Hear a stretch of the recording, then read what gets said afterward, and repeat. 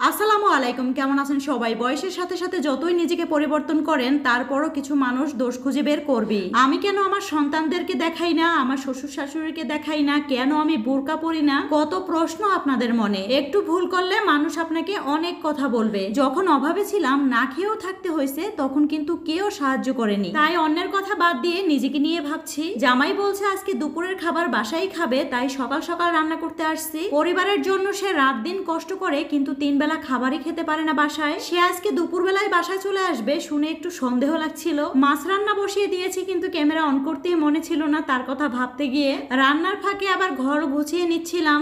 আজকে কিন্তু আলু আর ডিম দিয়ে একটা মজার তরকারি রান্না করব, তো আলুটা সুন্দর করে কষিয়ে নিয়েছি আর এখানে ফ্রোজেন করা আম আর ডিমগুলো দিয়ে দিচ্ছি। কাঁচা আমের এই তরকারিটা আমাদের বাসায় সবাই পছন্দ করে, যদিও এখন আমরা দুইজনই আছি। বিকেল বেলা মেহমান আসার কথা, তাই একটু বেশি করে রান্না করছিলাম। এরই মধ্যে আপনাদের ভাইয়াও চলে আসছে।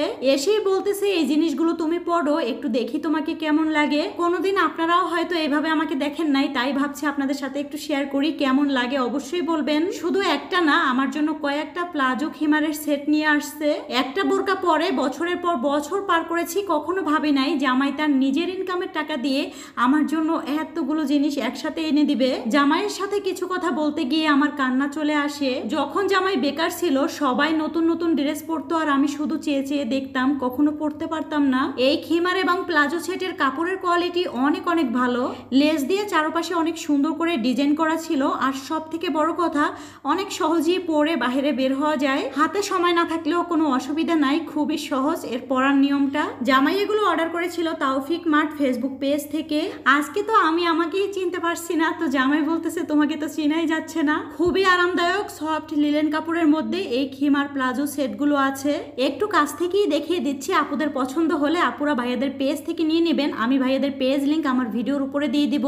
আর এই যে হিজাবটা নিয়েছি, এটা কিন্তু চেরি জর্জেটের মধ্যে, খুবই সফট আর এত বেশি আরামদায়ক কি আর বলবো। ডিজাইনটা অনেক বেশি সুন্দর। এটা কিন্তু আপনারা বোরকার উপরেও পড়তে পারবেন। আর এইসব প্রোডাক্টের উপর কিন্তু 20% ডিসকাউন্ট চলছে। জামাইয়ের মন খুশি তো আমিও খুশি, আর এজন্যই আপনাদের সাথে শেয়ার করলাম আমাকে কেমন লাগছে। সে তো বলছে এগুলোতেই নাকি আমাকে বেশি সুন্দর লাগে। ভেবেছি এরপর থেকে বাহিরে বের হলে এগুলো পড়ার চেষ্টা করব। এই তো এখন আমি রান্নাঘরে চলে আসছি। আজকে কিন্তু মাছের ডিম একটু অন্যরকম রান্না করেছি। এইভাবে মাছের ডিম রান্না করলে এমনিতেও খেয়ে নেওয়া যায়। জামাইয়ের কাছ থেকে সুন্দর সুন্দর জিনিস পেয়ে আমি তো সব কাজের কথাই ভুলে গিয়েছিলাম। আজকে আবার আপা আসবে না, তাই তো আমি নিজের কাজগুলো নিজেই সব করে নিচ্ছি। বাসায় যখন একা থাকি তখন দেখবেন কোনো নাস্তা বানাতেও মন চায় না, আর কোনো কিছু খেতেও মন চায় না। পপকর্ন বানাবো অনেকদিন ধরেই ভাবছি, আর আজকে সময় হলো। জামাই দুপুরবেলা খাবার খেয়ে চলে গেছে, আর বাসায় আসতে রাত প্রায় 10টা বেজে যাবে।